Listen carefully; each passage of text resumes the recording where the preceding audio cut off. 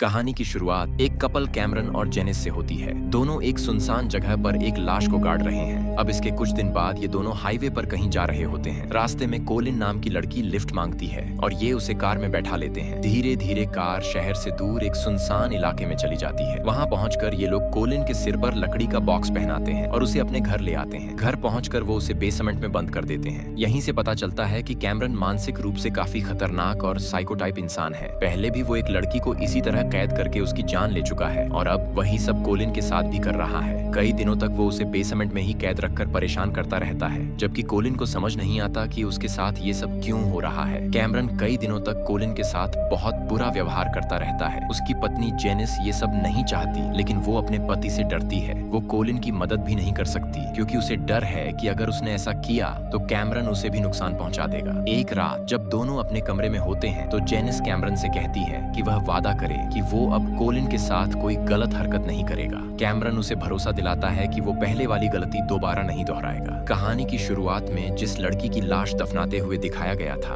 असल में वह भी पहले इनके घर में कैद थी। उसने भागने की कोशिश की थी और उसी दौरान कैमरन ने उसकी जान ले ली थी। अब कैमरन कोलिन को भी एक बड़े बॉक्स में बंद कर देता है और उसके अंदर सांस लेने के लिए एक पाइप लगा देता है। उधर कोलिन के माता पिता उसकी गुमशुदगी से बहुत परेशान हैं। वे पुलिस में रिपोर्ट भी दर्ज करवाते हैं, लेकिन कोलिन का कोई पता नहीं चल पाता। धीरे धीरे 6 महीने गुजर जाते हैं और कोलिन अब भी कैमरन और जेनिस के घर में कैद रहती है। एक दिन जेनिस कैमरन को बताती है कि वह प्रेग्नेंट है। वो कहती है कि बच्चे के आने से पहले उन्हें कोलिन को छोड़ देना चाहिए, क्योंकि अगर बच्चा उसके बारे में जान गया तो बुरा असर पड़ेगा। लेकिन कैमरन साफ मना कर देता है। वह कहता है कि अगर उन्होंने कोलिन को छोड़ दिया तो वह पुलिस को सब कुछ बता देगी और उन्हें गिरफ्तार कर लिया जाएगा, इसलिए उसे कुछ और तरीका सोचना होगा। कैमरन कोलिन के पास जाकर उसे एक झूठी कहानी सुनाता है। वह कहता है कि वह ऐसी कंपनी में काम करता है जो लोगों को गुलाम बनाकर खरीदती और बेचती है और अब कोलिन भी उसकी गुलाम है। वह उसे डराता है कि अगर कोई गुलाम भागने की कोशिश करता है तो वे उसे मार देते हैं और अगर वह बच निकला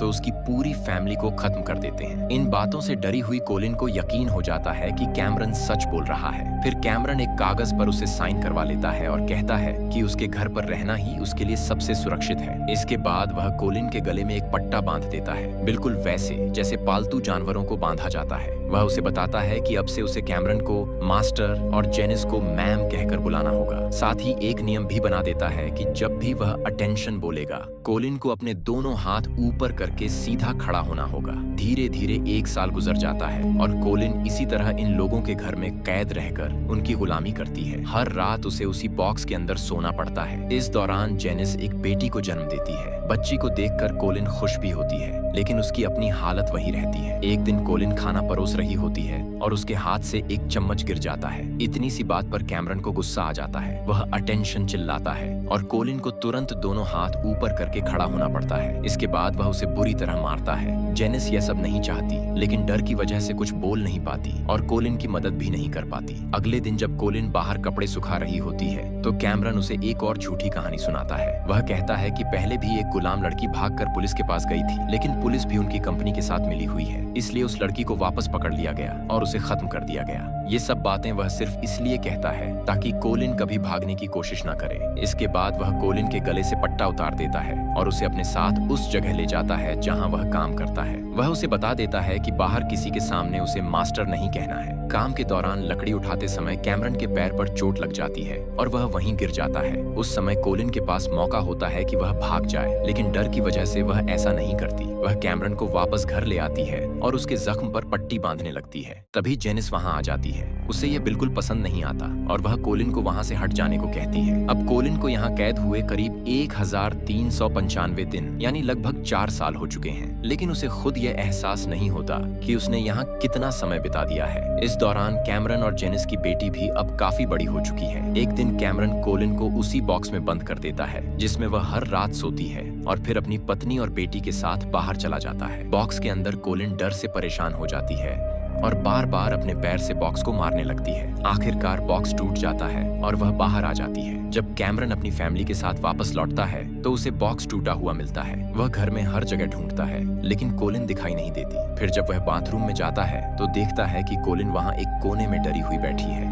कोलिन कैमरॉन को बताती है कि उसे बॉक्स के अंदर बहुत डर लग रहा था, इसलिए उसने घबराकर बॉक्स तोड़ दिया। यह देखकर कैमरॉन समझ जाता है कि कोलिन अब भागने की कोशिश नहीं करेगी। उसके लिए कोलिन हमेशा से उसकी कैद में रहने वाली गुलाम बन चुकी है। इसके बाद और 3 साल गुजर जाते हैं, यानी अब कोलिन को इस घर में कुल 7 साल हो चुके हैं। एक बार कोलिन ने कैमरॉन से कहा था कि वह अपने घर जाना चाहती है। कई सालों बाद कैमरॉन उसे बताता है कि जिस नकली गुलाम बनाने वाली कंपनी की उसने उसे कहानी सुनाई थी, उसने अब उसे घर जाने की इजाजत दे दी है, लेकिन इसके लिए एक टेस्ट देना होगा। वह कोलिन को एक गन देता है और कहता है कि खुद को शूट करो। कोलिन ट्रिगर दबा देती है, लेकिन बंदूक में गोली नहीं होती। यह देखकर कैमरॉन को यकीन हो जाता है कि कोलिन उसके बारे में किसी को कुछ नहीं बताएगी, इसीलिए वह खुद उसे उसके घर छोड़कर आता है। वहाँ वह उसके परिवार को झूठ बोलता है कि वह कोलिन का बॉयफ्रेंड है। कोलिन अंदर से टूट चुकी होती है, लेकिन अपने परिवार के सामने वह ऐसा दिखाती है जैसे सब ठीक है। उसकी फैमिली बताती है कि वह 7 साल बाद घर लौटी है। यह सुनकर कोलिन हैरान रह जाती है, क्योंकि उसे खुद अंदाजा नहीं था कि इतना लंबा समय बीत गया है। कोलिन की बहन को शक हो जाता है कि कोलिन किसी परेशानी में है। वह अकेले में उससे पूछती है कि अगर कोई दिक्कत है तो वह मदद करेगी। कोलिन लगभग सब कुछ बताने ही वाली होती है, तभी कैमरॉन अचानक वहाँ पहुँच जाता है और उसे वापस अपने साथ ले जाता है। उधर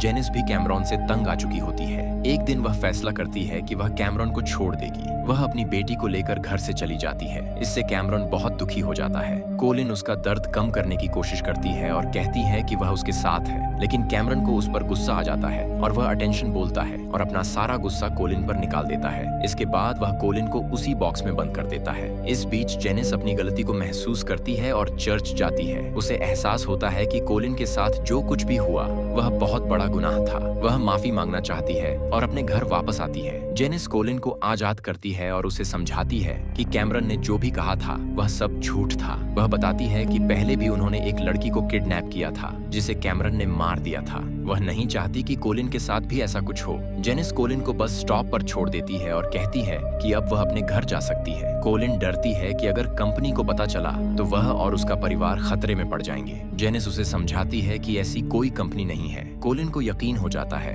और वह बस में बैठकर अपने घर लौट जाती है। अब कोलिन को 2640 दिन यानी लगभग 7 साल बाद पहली बार आजादी मिलती है। वह अपने परिवार से मिलकर खुश होती है और उसकी आंखों में आंसू आ जाते हैं। वहीं कैमरॉन घर पर अकेला रह जाता है। उसकी पत्नी और बेटी उसे छोड़ चुकी हैं और कोलिन भी जा चुकी है। जेनिस अब पुलिस को सब सच बता देती है और इसके बाद कैमरॉन को गिरफ्तार कर लिया जाता है। इस कहानी से हमें यह सीखने को मिलता है कि किसी अनजान व्यक्ति को लिफ्ट नहीं देनी चाहिए और किसी से भी लिफ्ट लेते समय सतर्क रहना चाहिए। दुनिया में ऐसे लोग भी हैं जो इंसानियत के नाम पर भय फैलाते हैं और कैमरॉन उनमें से एक था। उसने न सिर्फ एक लड़की की जान ली बल्कि कोलिन की पूरी जिंदगी भी तबाह कर दी। यहीं पर हमारी कहानी खत्म होती है। हमें उम्मीद है कि आपको यह हमारी फिल्म पसंद आई होगी। अगर हाँ तो हमारे चैनल को जरूर सब्सक्राइब करें और बेल आइकन दबाना न भूलें।